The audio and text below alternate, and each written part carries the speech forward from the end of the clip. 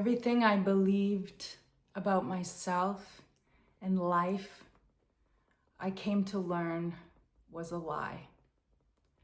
I was living a life based on wanting to be something that I wasn't, seeking validation outside of myself, looking for the affirmation that I was good enough, smart enough, pretty enough, intelligent enough to compete in this fast-paced and crazy world we live in.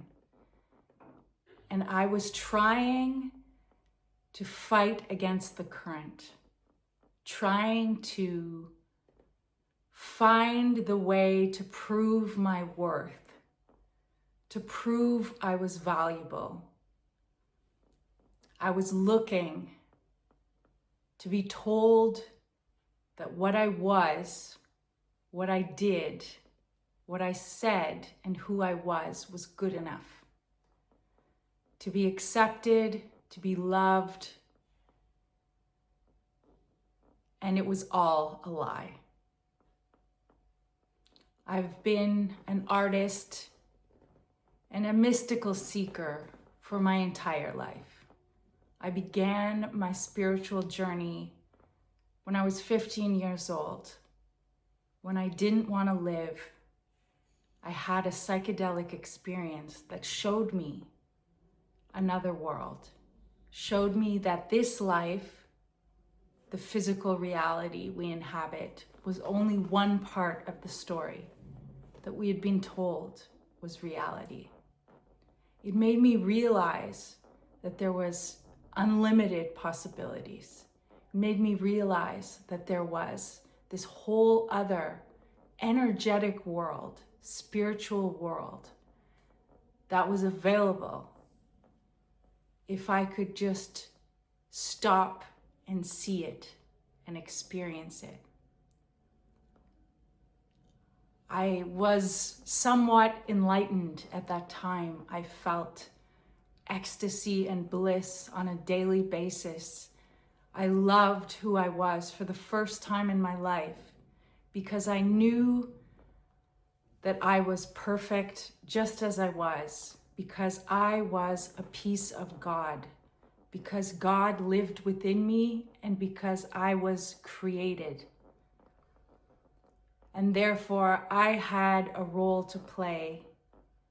And I believed at that time my role was to share the message with the people, to share my discovery, my spirituality, the fact that everything was perfect as it was. We just didn't see reality clearly.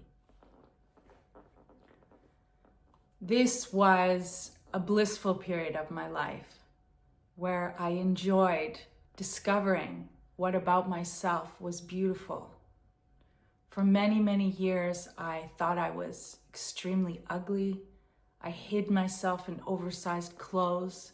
I didn't understand the beauty that was within. I felt very awkward to be in my body. I didn't like my body. I didn't like the way I looked. I had a profuse sweating problem. I was anxious, nervous, afraid to speak up, very shy. I really did not believe in my worth before that. And so discovering this piece of the puzzle allowed me to blossom, allowed me to come into some form of power. And from there, I discovered my voice. I discovered expressing myself was a therapy. I discovered dance, and I obsessively began dancing to liberate my body from all the traumas that I had kept inside. I discovered that the more I danced, the better I got. The better I got, the more people would look at me. The more people would come up to me. The more magnetic, the more attractive I was. And then I discovered that I wanted to sing and express my voice. I began singing in my church choir as a child, so it had always been a part of my life. However, I didn't understand that my voice was a way I could get recognition. I began singing and writing songs in my early 20s. I discovered that the power of my voice could hypnotize people, and that the creator, this creative character I brought to life on stage got me attention, got me love. People wanted to be around me. If I was on stage expressing this freely, people wanted to know me. If I was on the dance floor expressing my body, people wanted to talk to me. And so I created this character. The artist in me was born.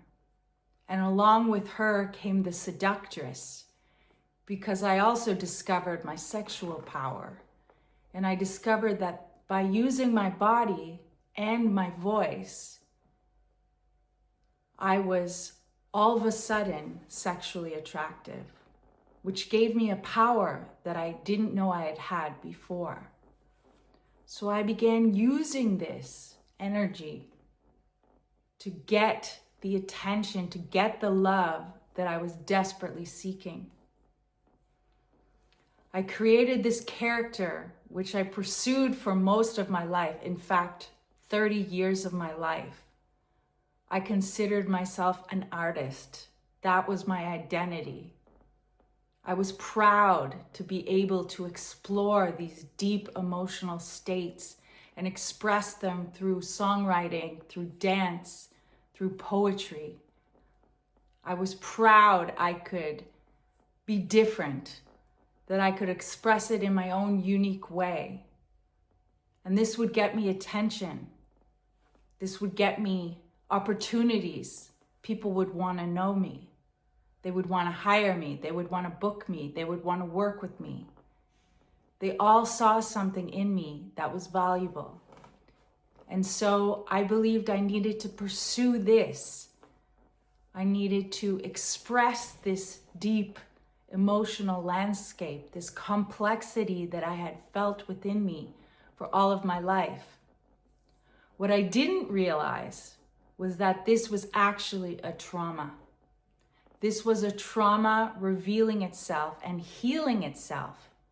I was using art, music, poetry, dance to heal my fractured sense of self. I would get success, I would get recognition, I would get love, applause. I would get men hitting on me, women hitting on me.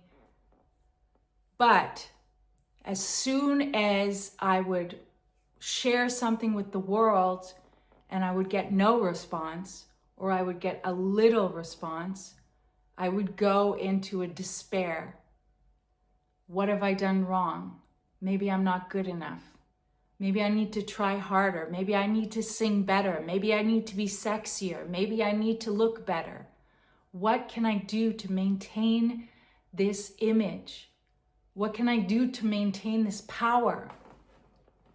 For someone who had never felt powerful, this was an addiction. I became addicted to what this brought me, to this false sense of being valuable, of being important, of being special. And I clung on to this at all costs. I've had successes. I have performed on incredible stages. I've been flown to different parts of the world to perform. I've shared my music, my art, my message. But at some point, I was afraid to share my deeper level of art. So I began writing a book of poetry, an autobiographical book about my story. and creating an album, learning how to produce and write and compose all alone. Because I needed to express this truth within me, which was, I hated myself on a deeper level. And that the only way I knew how to liberate this pain, this sadness, this anxiety, this desperation to be loved and approved of, was to create this opus piece of art. And what happened was I spent 10 years creating this album, writing this book, all about my story, how I went from being someone who hated herself to loving herself, or so I thought, until I released the book and the record in 2024. And in my entire career in music, I got the least response I'd ever received. I had the least amount of people caring about what I did since I'd started. In fact, when I started, I thought I wasn't getting attention when I actually was. So as you can imagine, for someone that was basing their worth, seeking love and attention and validation to prove that I was good enough through this process, this was devastating to my ego. In fact, I spent an entire week crying because I was so hurt that no one seemingly cared. Of course, this was my mind over-exaggerating things. There was interest, there was people that supported me, but it wasn't enough. It was never enough. I had spent 10 years pouring my heart and soul into this project that no one seemed to care about. What did that say about me? Was I not worthy? What else did I need to do to prove my worth to the world? And so I went into this deep, dark ego death. Everything I thought I was doing, for whatever reason, was hiding the lie, which was I still didn't love and accept myself. I still didn't see that I was inherently worthy. Just because I exist, not because of anything I do or could do. And so I underwent this massive destruction of the ego, of the self, this persona I had created to survive, to find my worth, to find my success, to prove that I was worthy, to be a part of this world. This ego deconstruction was so painful. I isolated myself off and on, which is something I've been doing my entire life. I struggled behind closed doors in silence. What was the point of my existence? I realized that you can struggle and work and try to prove something, and you can still be ignored, dismissed, abandoned, betrayed, rejected. And so, what did I need to do? I realized that everything I was doing in the world was just to prove my worth. Everything I had created was to feel loved, the love that I felt that I didn't get enough of when I needed it.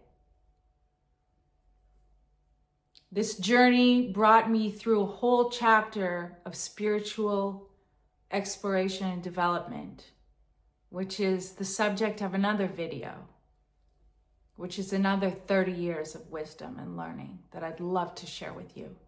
So for now, I just want to say to you, if you have been struggling to prove yourself, if you have been seeking validation in a persona, if you have been trying to base your worth on the way you look, on the things you do, on the people that love you, you are also fighting a losing battle.